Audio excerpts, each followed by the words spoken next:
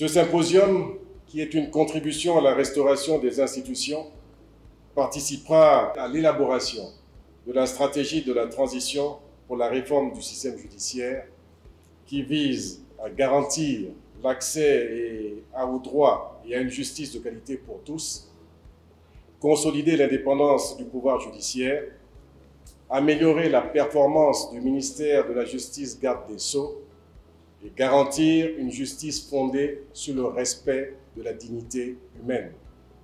Une justice équitable et fiable est un gage de stabilité, de sécurité et de développement.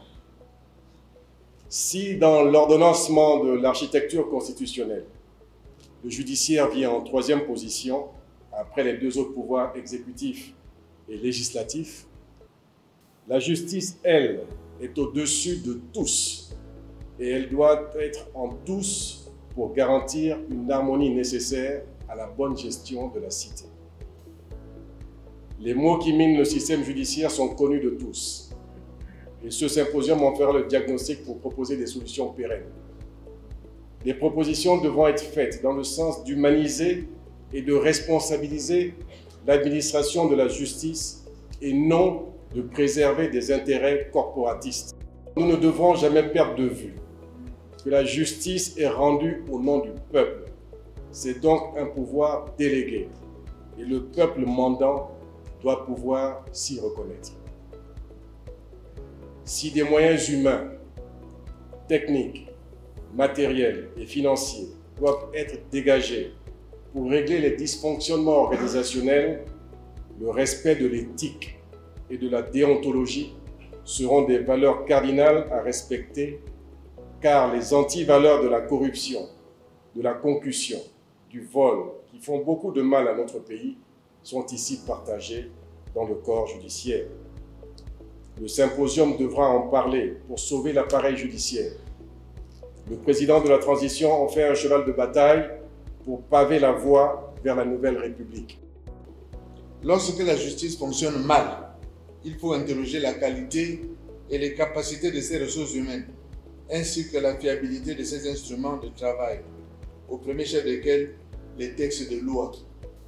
Les présentes assises constituent par conséquent une opportunité unique pour moderniser le corpus juridique qui régule les activités multiformes de la justice. Dépoussiérer ce corpus en le dépouillant notamment des contradictions et des incongruités qui en pratique nourrissent les inerties et les abus.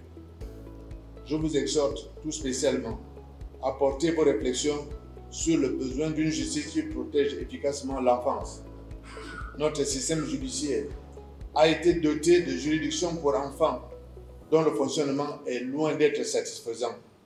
Il est intolérable que des enfants soient en détention préventive, sans jugement, pendant de longs mois, voire des années, au mépris de nos engagements internationaux. J'attends de vos assises des résolutions fortes en faveur du renforcement de la protection de la veuve et de l'orphelin, ainsi que des personnes vulnérables, au nombre desquelles se trouvent les personnes économiquement faibles. Vous réfléchirez également à la mise en place dans notre pays et dans les brefs délais d'un système d'assistance judiciaire efficace. Il s'agit de garantir un droit fondamental, celui de l'égal accès de tous les citoyens à la justice. Il me semble enfin que la restauration des tribunaux coutumiers pourrait contribuer à la dynamisation de notre système judiciaire en désengorgeant les tribunaux d'un certain nombre de conflits. Bref, j'invite tous les acteurs de la justice à se singulariser par leur probité.